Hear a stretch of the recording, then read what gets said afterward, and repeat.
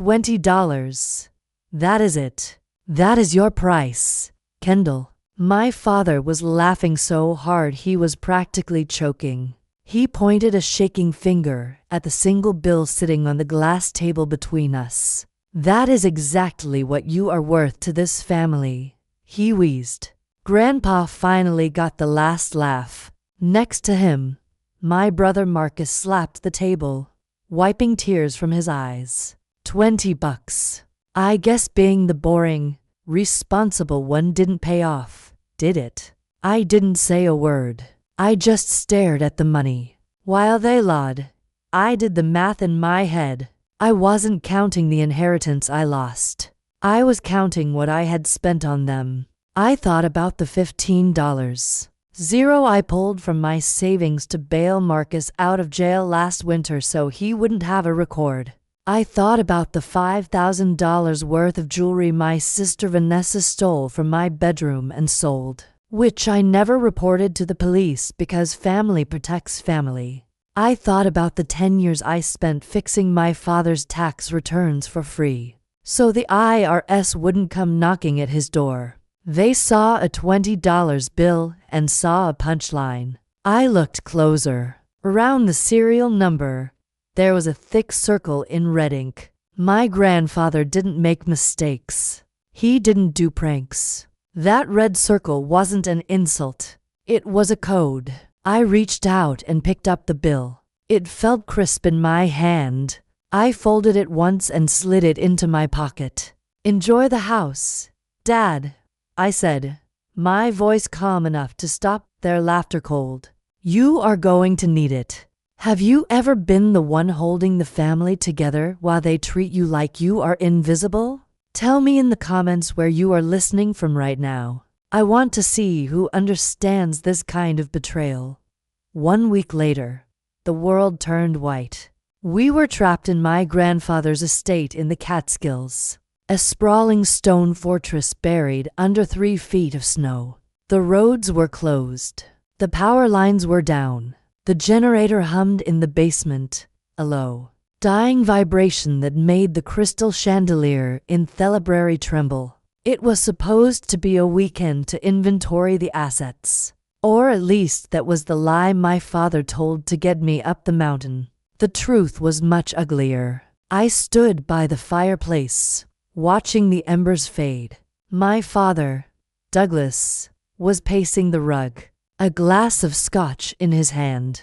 He looked 10 years older than he had at the lawyer's office. His skin was gray, clammy, with a sweat that had nothing to do with the heat of the fire. "Sign the waiver, Kendall," he said. His voice wasn't booming anymore. It was thin and desperate.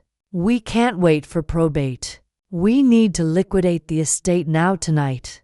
I looked at the document on the table. It was a release form waiving my right to contest any sale of the property.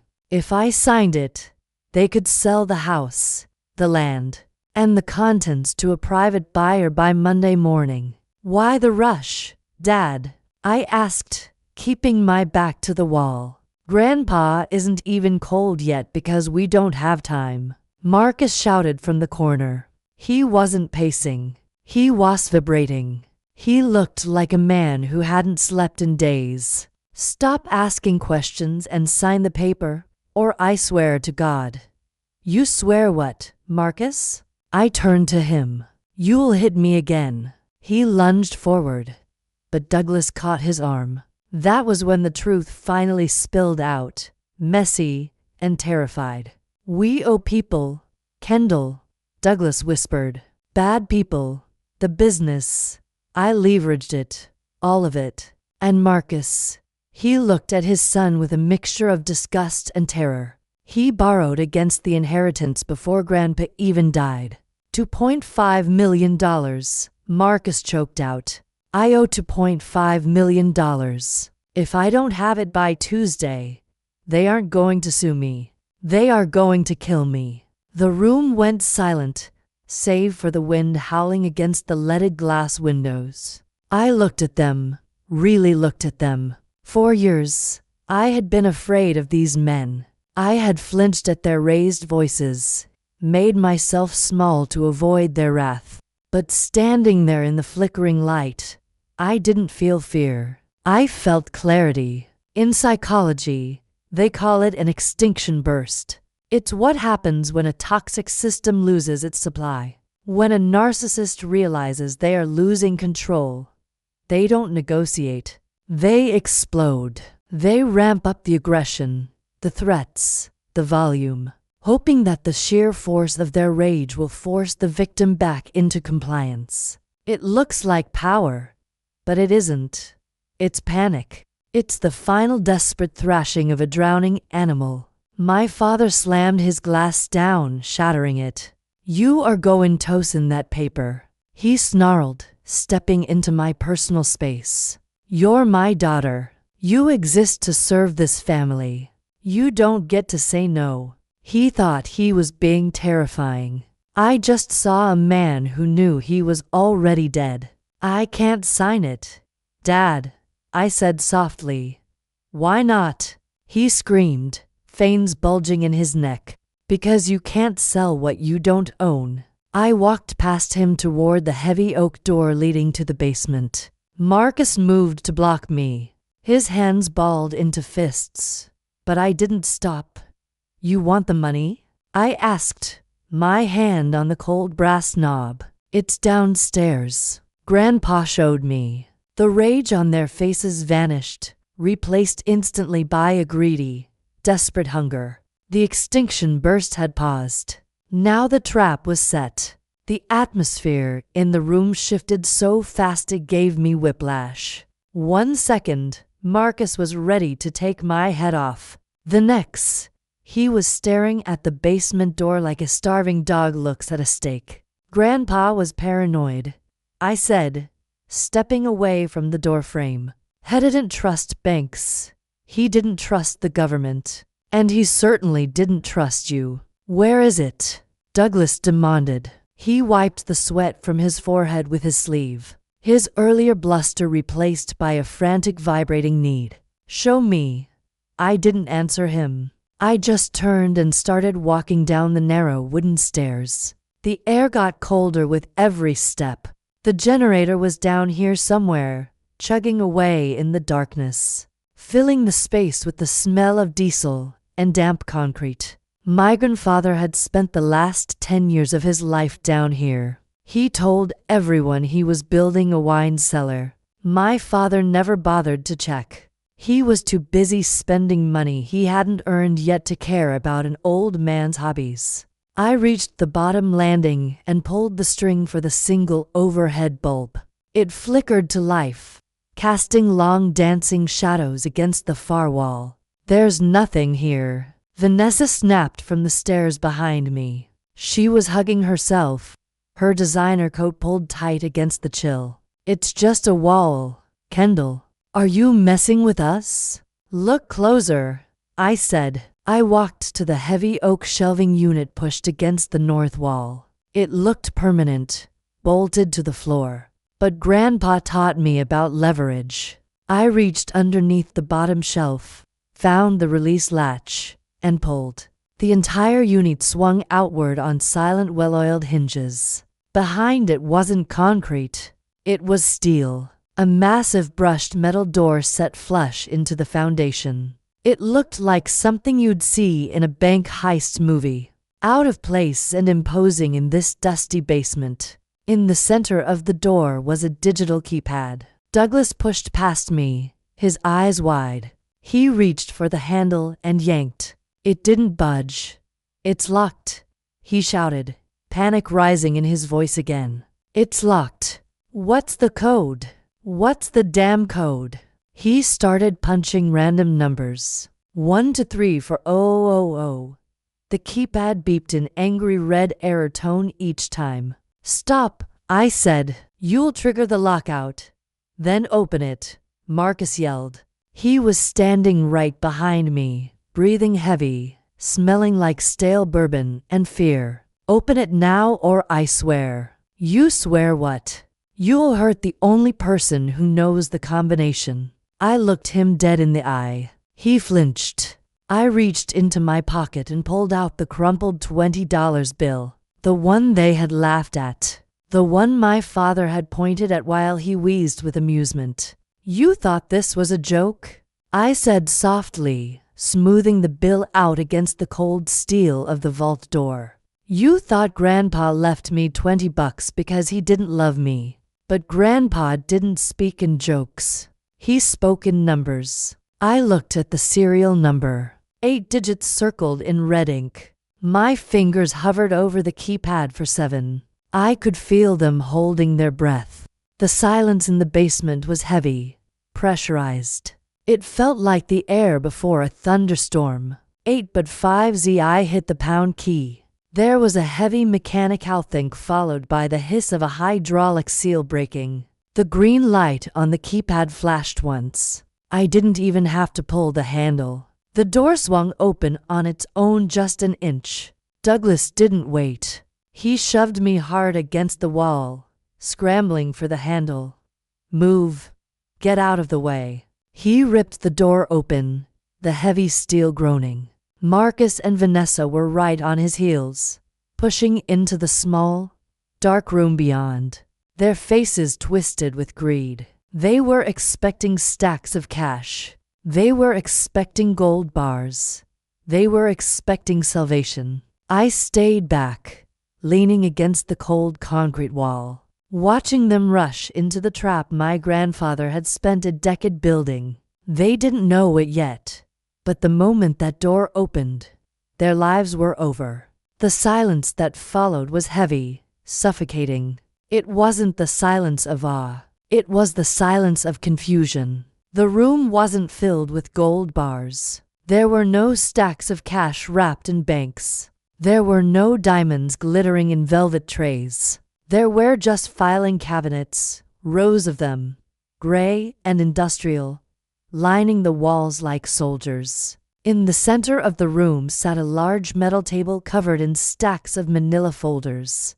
The air smelled of old paper and dust, dry and choking. "What is this?" Douglas whispered. His voice trembled, hovering on the edge of hysteria. He spun around, eyes wild. "Where's the money? Where's the gold?" "It's right there, Dad," I said, leaning against the door frame. "You're looking at it." He didn't understand. None of them did.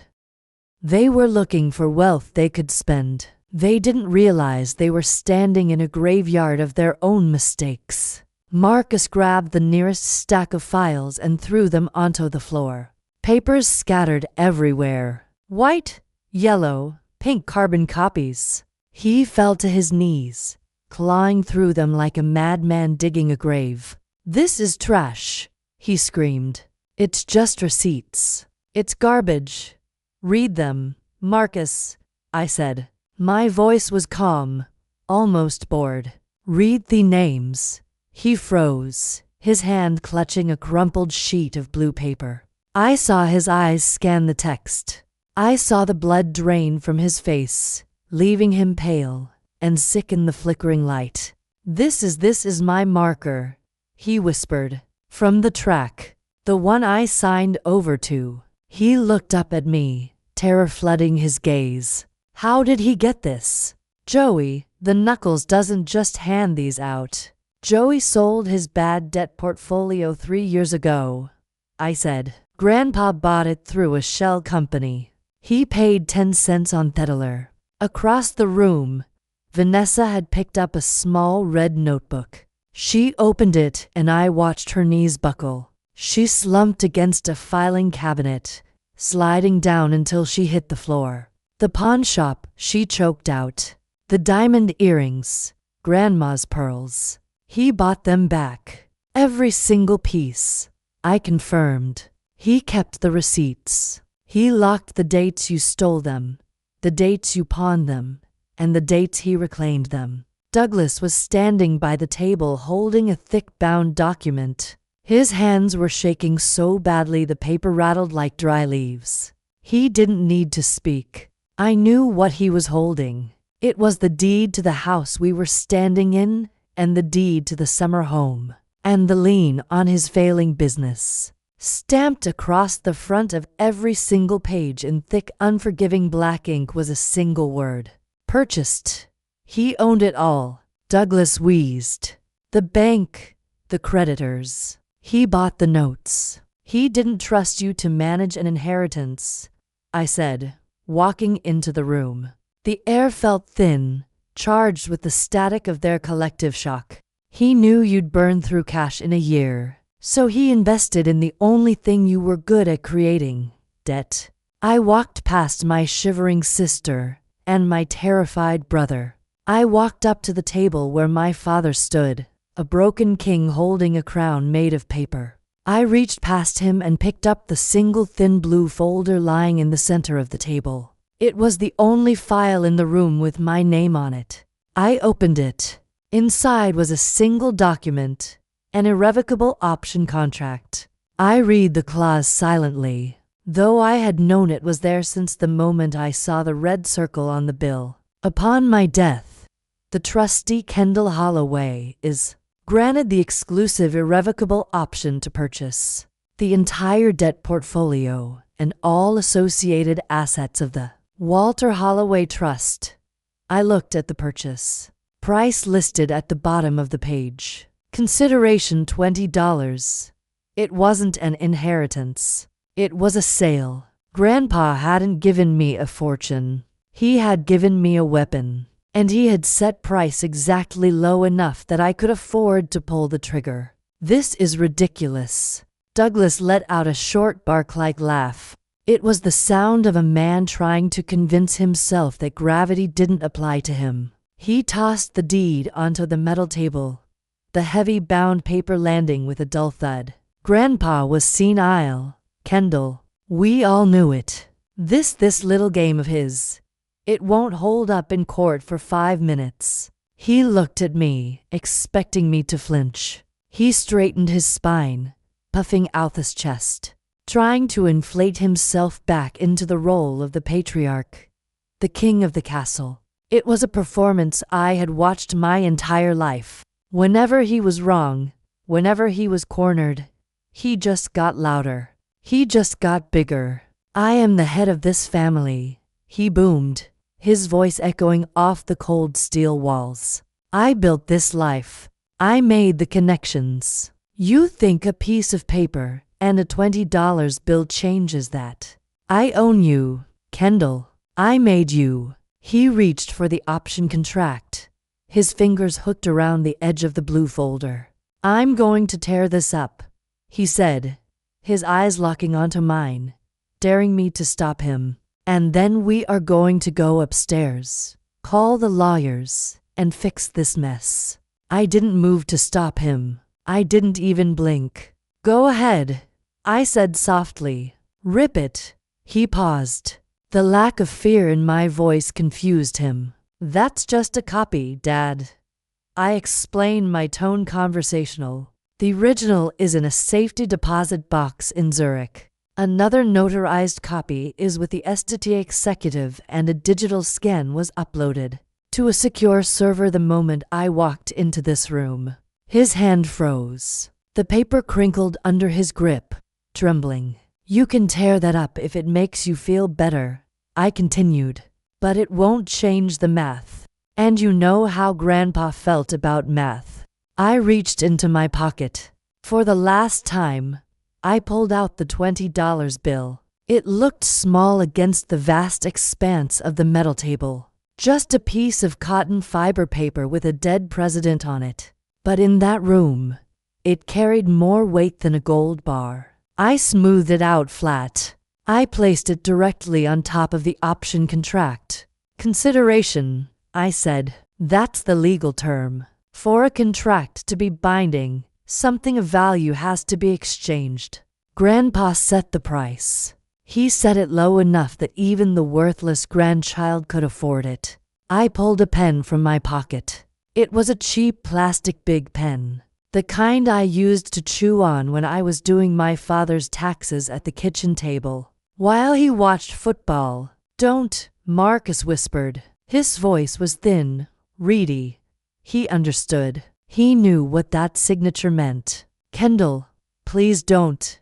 I looked at them. My father, the bully who had shrunk into a frightened old man. My brother, the predator who was now the prey. My sister, the thief who realized she had nothing left to steal. You wanted me to sign a document tonight, I said. You wanted me to sign away my rights. You wanted me to disappear. I uncapped the pen. I'm giving you exactly what you asked for. I'm signing. I pressed the pen to the paper. The sound of the tip scratching against the page was the loudest thing in the world. I signed my full name, date, time. I pushed the document and the $20 bill toward the center of the table. Done, I said. The transaction is complete. The room went hollow. That signature wasn't ink. It was a blade falling. Douglas stared at the signed bill as the fury drained from his face, leaving it pale and empty. In that moment, he understood he wasn't looking at his daughter anymore. He was looking at his owner. So, what does this mean? Vanessa whispered, her voice small and shaking. I didn't look at her. Douglas was staring at the contract like it had bitten him. It means, I said calmly, closing the pen. The hierarchy of this family has just changed. I lifted the blue folder. It felt heavier than any gold they'd hoped to inherit. You thought Grandpa was hoarding money, I continued. He wasn't. He spent every dollar buying your debts. Every default, every missed payment, every loan you took from people who break bones. He bought them. I stopped in front of Marcus. Those loan sharks don't own you anymore. I do. Marcus gagged and collapsed, retching onto the concrete. Fear had replaced entitlement.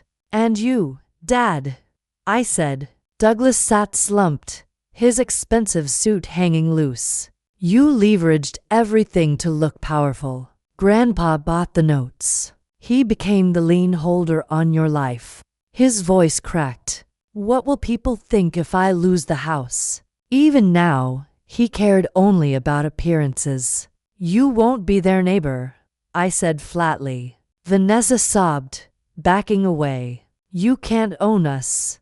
I don't want to, I replied. I just want to be paid. I erased my phone. I'm your judgment creditor. I can seize assets, garnish wages, foreclose. I checked the time. The storm's over. You have until dawn to leave all properties. Douglas protested weakly. That's illegal. If you were tenants, I said, you're squatters. And if you challenge me, I release your company audit to the SEC. His face went white. He knew I knew everything. Marcus stood shakily. What about my debt? You'll sell everything, I said. And until you pay it back, you work for me. Yes, exactly what they would have done to me. 6 hours, I said, turning away. That's when Marcus lunged. Iron poker raised. Douglas blocked the door. Get the file, Douglas shouted. I didn't scream. I held up my phone. Smile. I said you're live. The feed showed everything. I explained the failsafe, miss a check-in, and the footage, documents, and fraud evidence went to the authorities. Marcus froze. The poker fell. It wasn't mercy that stopped him. It was math. Move, I told Douglas. He did. I left without looking back. The house behind me went dark, cold, empty. For the first time in my life, I felt warm. Sometimes the cheapest thing you can buy is your freedom.